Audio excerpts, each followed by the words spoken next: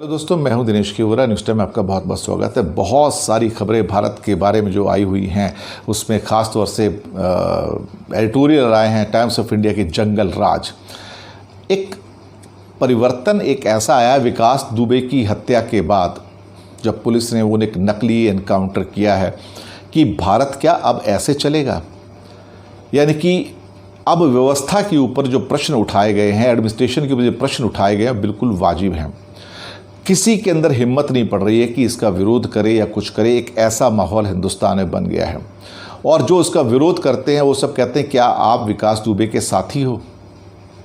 तो जब एक कंट्री ऐसे एक मोड़ पर आ जाए जहाँ पे आपके ऊपर ही इल्ज़ाम लगने शुरू हो जाए और आप जंगल राज की तरह कानून को अपने हाथ में लेके उसके बाद आप हत्याएं करनी शुरू कर दोगे, तो उसको आप क्या कहोगे।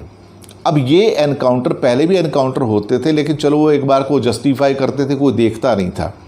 लेकिन यहाँ तो सबको पता था कि ये इंसान जो था इसने सरेंडर कर दिया है उज्जैन के अंदर और यहाँ पे आके उसकी हत्या कर देगी कानपुर पहुँचने से पहले। मीडिया को 15 मिनट पहले रोक दिया गया और पूरा एक स्टेज ड्रामा करके उसको फिक्स कर दिया गया। प्रश्न ये पैदा होता है कि क्या भारत ऐसे चलेगा। प्रश्न ये पैदा होता है कि क्या इंडिया अब बनाना रिपब्लिक है। प्रश्न ये पैदा होता है कि क्या यहाँ पे कोई जुडिशियल सिस्टम, न्यायिक व्यवस्था है या नहीं है। प्रश्न ये पैदा होता है कि देश कानून से चलेगा, कॉन्स्टिट्यूशन से चलेगा या दादागिरी से चलेगा। ये सवाल उठने लाजमी हैं। इन सवालों के जवाब मिलते हुए इतने आसान लगते नहीं हैं। इन सवालों के जवाब केंद्र सरकार नहीं देती। इन सवालों के जवाब चीफ मिनिस्टर आदित्यनाथ योगी भी नहीं देते। इन सवालों के जवाब कभी भी प्रधानमंत्री मोदी नहीं देते। मैं आपको बताऊं, वो चुप रहते हैं।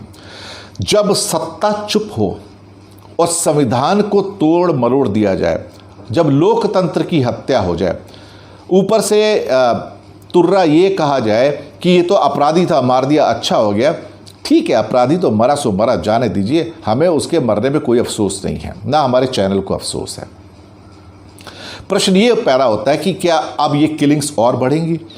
क्या ये भारत के अंदर अब ये नया तरीका होगा कि जो आपका दुश्मन है उसको एनकाउंटर में लाइए और मार दीजिए। पिछले 7 दिन के अंदर यूपी सरकार जाने कितने एनकाउंटर करके 4-6 लोगों को मार चुकी है। ये अनकॉन्स्टिट्यूशनल एक्स्ट्रा जुडिशियल किलिंग्स हैं, जिसके बारे में आज के टाइम्स ऑफ इंडिया और सारे न्यूज़पेपर्स में है। टीवी के ऊपर भी काफ़ी जो न्यूज़ चर्चाएं थी कल इसके ऊपर आई हैं कि जो एक्स्ट्रा जुडिशियल किलिंग्स हैं इनके ऊपर क्या रोक लगाई जानी ज़रूरी है। सुप्रीम कोर्ट कुछ भी नहीं कह रहा है, याचिकाएं दायर होंगी, लेकिन मुझे पूरा यकीन है कि सुप्रीम कोर्ट इसके ऊपर कुछ नहीं कहेगा, स्ट्रिक्चर भी पास नहीं करेगा। प्रश्न अब यहां भी उठने शुरू हो गए हैं कि क्या न्यायालय अब हिंदुस्तान में किसी काम का नहीं रह गया है। क्या न्यायालय की व्यवस्था ध्वस्त हो चुकी है। हाँ, क्या न्यायालय अब वही निर्णय करता है जिसे सरकार चाहती है। शायद यही, क्योंकि जब चीफ जस्टिस, जब सुप्रीम कोर्ट के रिसेंटली जब रिटायर हुए और उन्होंने पहले राम जन्मभूमि का निर्णय दिया था और उनको तुरंत सरकार ने, आपको ध्यान होगा, कि राज्यसभा का मेंबर बना दिया। ये एक अजीब सा एक इत्तेफाक होता है कि chief justice of India Rajya Sabha का मेंबर बन गया। आप सोच नहीं सकते कि सत्ता और सत्ता के अंदर इस किस्म की जो गिरावट आ रही है, नैतिकता में जो गिरावट आ रही है, वो अब गर्त में जा रही है। अब हर वो कोशिश की जा रही है जिसके द्वारा ये प्रूव हो जाए कि भारत एक सोमालिया बन रहा है। भारत में केओस और अनार्की ही रूल करते हैं। भारत में अब दादागिरी और ख़ास तौर से कॉन्स्टिट्यूशन रूल नहीं करता है। यहाँ पर गुंडागर्दी के द्वारा सरकारें भी गिराई जा सकती हैं, एमएलए खरीदे जा सकते हैं, एमपी खरीदे जा सकते हैं।